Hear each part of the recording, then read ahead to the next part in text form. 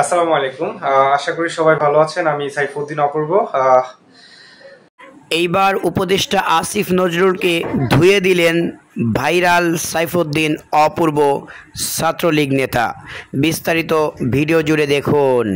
থাকার কথাই ইভেন দ্রব্যমূল্যের এখন যে ঊর্ধ্বগতি এবং সর্বস্তরে এখন বিশৃঙ্খল অবস্থা তৈরি হয়েছে, তো আপনারা ভালো না থেকে তো উপায় নেই। ইভেন এখন ঢাকা শহরে বিশেষ করে যারা রাজধানী ঢাকা এবং চট্টগ্রাম বিভিন্ন শহরে মানে উন্নত শহরে যারা থাকেন তারা অনেক ভালো আছেন। কারণ হচ্ছে মিছিল মিটিং, এখানে মিছিল এখানে মিটিং, এই আন্দোলন সেই আন্দোলন, সবকিছু মিলিয়ে আপনারা অনেক ভালো আছেন আমি জানি। তো স্বাধীনতা চেয়েছিলেন আপনারা, এখন স্বাধীন বাংলাদেশ যে যেভাবে পারছে স্বাধীনতা খুঁজতেছে। আমি 2 দিন পরে বলবো যে আমাকে গালি দেওয়ার অধিকার দেওয়া হোক, আমাকে মারার অধিকার দেওয়া হোক, আমি মানুষকে মারতে চাই, মানুষকে হত্যা করতে চাই, সেই অধিকার আমাকে দেওয়া হোক। তো এখন যে সমন্বয়করা আসলে রাষ্ট্র পরিচালনা করছেন, যে সমন্বয়কদের যে নাহিদ আর হচ্ছে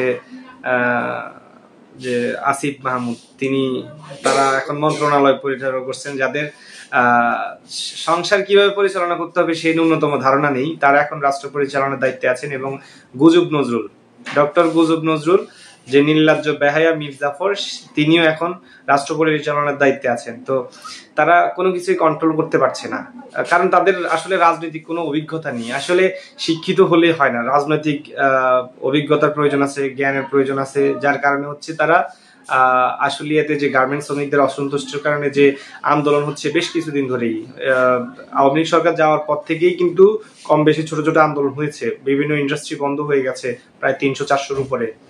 তো যেগুলা খোলা আছে সেগুলো এখন বন্ধ হওয়ার পথে। তো এখন এই গভর্নমেন্ট আসলে তারা ওই পলিটিক্স বোঝে না, তারা বোঝে না যে কিভাবে তাদেরকে কনভিন্স করা যায় শ্রমিকদেরকে যে তোমরা কাজ করো, সেই মানে জ্ঞান তাদের নেই বলেই আজকে সর্বত্র বিশৃঙ্খল অবস্থা তৈরি হচ্ছে। তারা কোনো কিছুই কন্ট্রোল করতে পারছে না, না আইন শৃঙ্খলা বাহিনীও তাদের কন্ট্রোলে নাই, তাদের কন্ট্রোলে এখন দ্রব্য মূল্য নেই, তাদের কন্ট্রোলে কোনো কিছুই নেই। যে যেভাবে পারছে আন্দোলন করছে। আপনি চিন্তা করেন যে ইন্টারের কয়েকশো স্টুডেন্ট আন্দোলন করছে, তাদেরকে অটো পাসের জন্য তারা মানতে বাধ্য হয়েছে, কারণ তাদের সরকার খুবই দুর্বল। তো এই অবস্থা আসলে এখন দেশের যে কত বড় ক্ষতি হয়ে গেল। ইভেন হাসনাত সার্জিদ, তারা অনেক বড় বড় কথা বলছে, তারা অনেক উড়ে বেড়াইছে বাংলাদেশে। হ্যাঁ, তো আজকে এখন তারা কোথায়? এখন কেন তারা গণপিটুনি খাওয়ার ভয়ে দেওয়াল টপকে ভাগে?